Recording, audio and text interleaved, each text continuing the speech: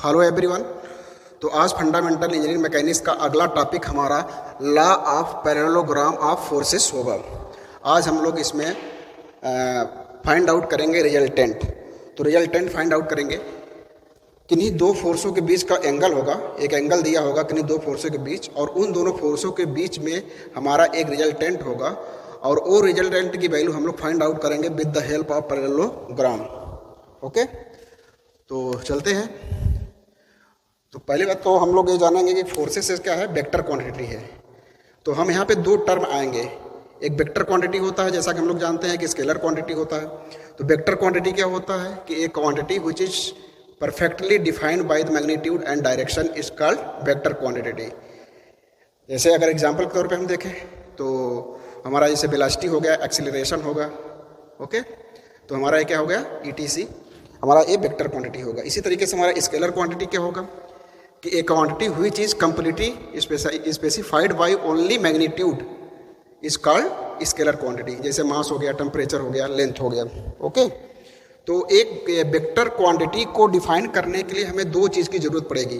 पहला, या तो उसमें मैग्नीट्यूड हो और साथ में डायरेक्शन का होना बहुत ज़रूरी है।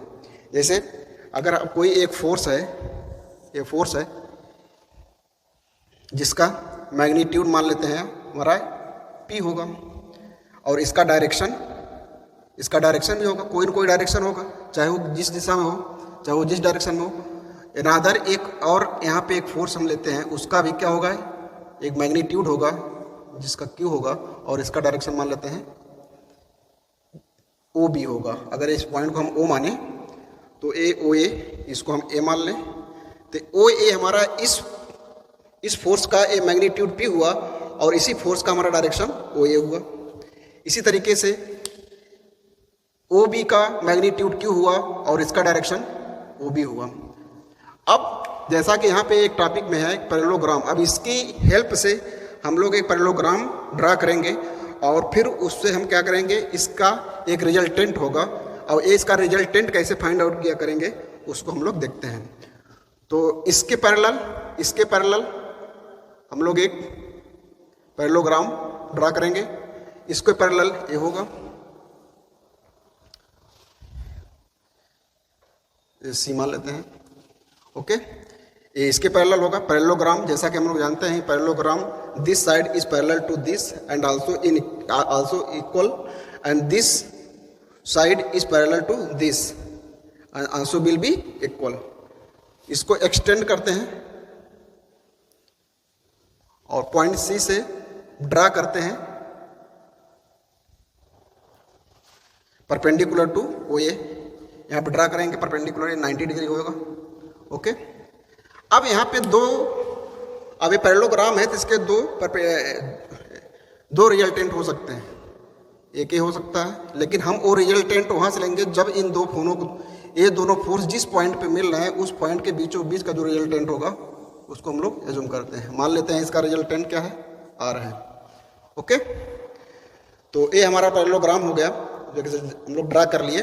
अब यहाँ पे हम लोग देखते हैं कि इन ट्रायंगल, अब हमको इसका जो मैग्नीट्यूड होगा ये फाउंड करना है, और यही R हमारा इन दोनों फोर्सेस का रिजल्टेंट होगा।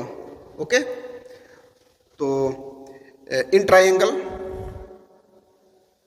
Draw from C draw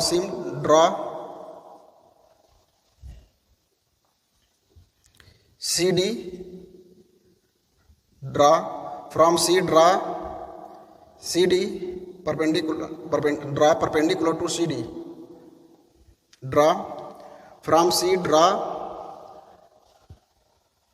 CD perpendicular to OA, CD perpendicular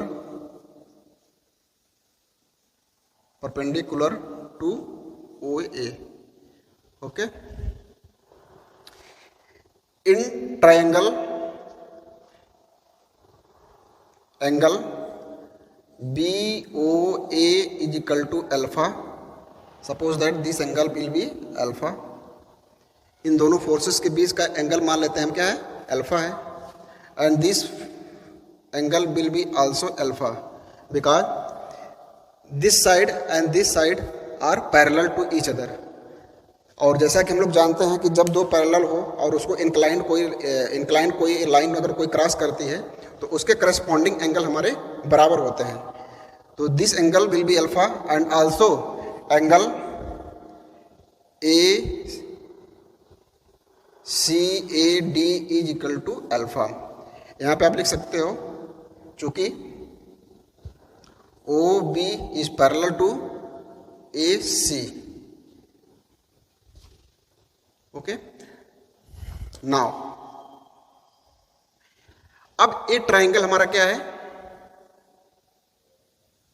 ये हमारा एक राइट एंगल है। ये ट्राइंगल ए सी डी या C A D, in triangle C A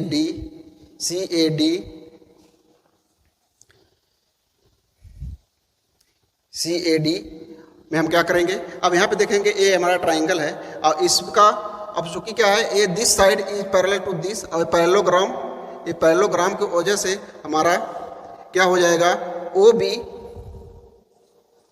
B चूंकि O B is parallel to A C. Okay, तो A हमारा क्या हो जाएगा, इसलिए O B is equal to A C is equal to Q. अब यहाँ पे हम लोग देखेंगे कि ए पैरेलल ए साइड के है और पैरेललोग्राम के थ्योरम से क्या होता है, हमारा पैरेललोग्राम में ए साइड और इस साइड के बराबर होगा, ए साइड हमारा इस साइड के बराबर होगा। तो इसलिए ओ बी बराबर ए C is equal to Q हो गया।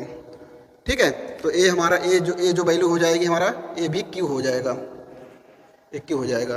तो इन ट्राइंगल सी ए डी में O B is parallel to A C and also equal to O B is equal to A C is equal to Q. अब यहाँ पे हमको क्या करना है, ए साइड ज्ञात करना है, फाइंड आउट करना है, और ए साइड हमको फाइंड आउट करना है। तो हम अच्छे से जानते हैं कि if in any triangle you are given one angle and one side then we are able to find out the other two sides by the help of geometry. तो यहाँ पे हम लोग देखेंगे, तो यहीं पे अगर हम फाइंड आउट करना चाहें तो अगर हमको सपोज दैट ए हमको फाइंड आउट करना है ए डी, तो इन ट्राइंगल अगर जो आपको फाइंड करना है उसको न्यूमरेटर में रख लो, जैसे ए डी अपान जो हमको गिवन है, हमको ए साइड पता है, तो ए ट्राइंगल में अगर हमको कोई एक एंगल पता हो और एक साइड पता हो तो हम ए बी साइड और ए साइड दोनों ज्ञात कर सकते हैं। तो हमको ए साइड चाहिए तो ए डी को न्यूमरेटर में रखो और जो साइड दिया हुआ है, जो साइड हमको फाइंड ऑलरेडी पता है उसको हम डिनोमिनेटर में रख देंगे, मतलब ए सी। और ये हमारा क्या हो जाएगा, आधार बटे कर्ण इक्वल टू क्या हो जाता है, कॉस अल्फा।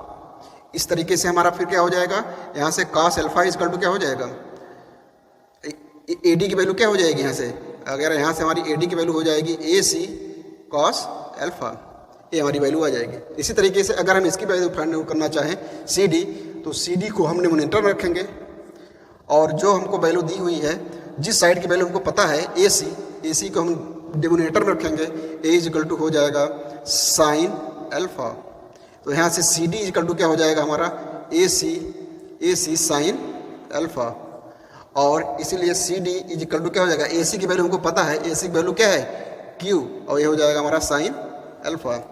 इसी तरीके से हमारा यहाँ भी अगर हम ए डी की बात करें तो ये बराबर हमारा हो जाएगा, ए सी की वैल्यू पता है तो हमारा हो जाएगा क्यू कॉस अल्फा। तो ए डी की वैल्यू हमारा हो जाएगा क्यू कॉस अल्फा और सी डी की वैल्यू हमारा हो जाएगा क्यू साइन अल्फा।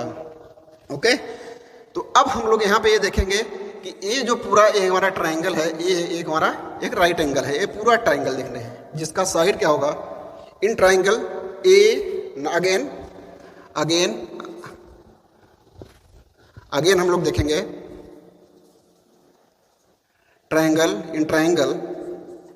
इन ट्राइंगल सी ओ डी में हम लोग देखने जा रहे हैं ओ सी इक्वल टू क्या है R, O D is equal to हमारा कितना हो जाएगा O A plus A D. Okay, और ए इज इक्वल टू हमारा हो जाएगा ओ ए कितना है P, और AD हमारा वैल्यू, AD की वैल्यू कितनी है, AD की वैल्यू आप यहाँ देख लो Q cos alpha, Q cos alpha. Similarly हम यहाँ पे देख लेंगे CD की वैल्यू कितनी है, CD वैल्यू हम यहाँ देख लेंगे Q साइन अल्फा। तो हमको आप देखेंगे कि ए ट्रायंगल में, इस ट्रायंगल में हमको तीनों साइड्स पता है। इसकी भी वैल्यू, OC की वैल्यू हमारा R है, OD की वैल्यू हमारा क्या है P plus Q cos alpha, और CD की वैल्यू हमको यहाँ से पता चल गया Q साइन अल्फा।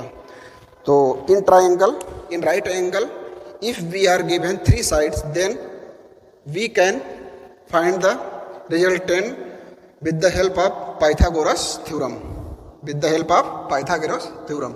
तो यहाँ पे क्या हो जाएगा, अगर यहाँ पे हम पाइथागोरस थ्योरम लगाएंगे तो क्या हो जाएगा, OC square of OC is equal to OD का स्क्वायर और प्लस CD का स्क्वायर। ओके, OC की वैल्यू कितनी है, R का square is equal to OD का वैल्यू हम यहाँ से देख सकते हैं P plus Q cos alpha का होल स्क्वायर और प्लस CD यहाँ से देख ले सकते हैं आप, ये CD की वैल्यू है Q साइन अल्फा का होल स्क्वायर। अब यहाँ पे आप लोग स्क्वायर कर सकते हो, यहाँ पे स्क्वायर करोगे तो हो जाएगा P square plus Q square cos square alpha plus 2PQ cos alpha plus Q sine square alpha. यहाँ से आप क्या कर सकते हो, यहाँ पे P स्क्वायर, अब यहाँ पे Q स्क्वायर और Q स्क्वायर के एक साथ ले लो तो यहाँ पे कॉमन हो जाएगा Q स्क्वायर, तो यहाँ के Q स्क्वायर आप कॉमन ले लो, इन ब्रैकेट में क्या होगा cos स्क्वायर अल्फा और plus sine square alpha. Identity से ये 1 हो जाएगा और प्लस 2PQ cos अल्फा। तो ये फाइनली क्या हो जाएगा P स्क्वायर प्लस ये 1 हो जाएगा, तो यहाँ होगा Q स्क्वायर और plus 2PQ cos alpha. Okay, तो यहाँ से इसलिए रिजल्टेंट क्या हो जाएगा,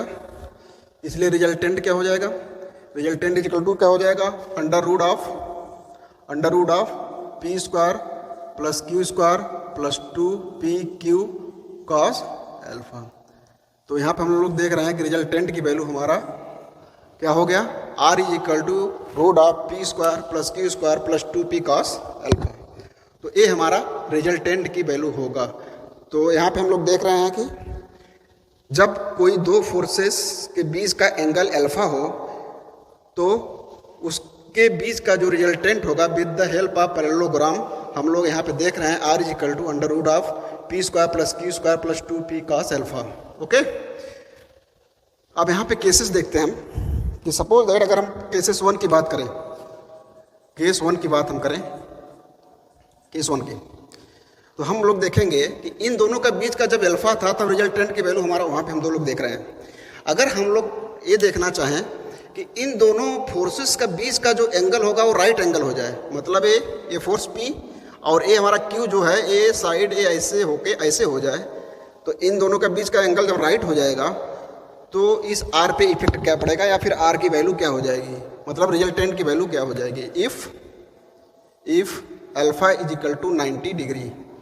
तो आपको कुछ नहीं करना है, ये अल्फा की वैल्यू यहाँ पे 90 रख देना है, तो R की वैल्यू क्या हो जाएगी, R is equal to under root of P square plus Q square plus 2PQ और cos 90। ये वैल्यू cos 90 की वैल्यू 0 होती है, तो जब ये 0 होगा तो पूरा 0 हो जाएगा, तो इसलिए R is equal to under root of P square plus Q square होगा। तो हम लोग यहाँ पे देख रहे हैं कि जब दोनों फोर्सेस का एंगल हमारा 90 डिग्री हो जाएगा तो हमारा R की वैल्यू क्या होगा।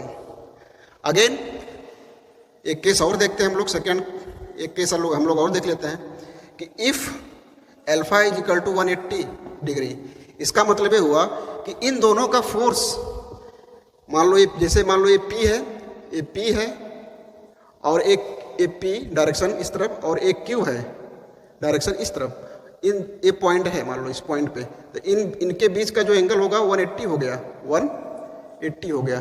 तब इस पे क्या असर पड़ेगा, मतलब what will be the value of resultant.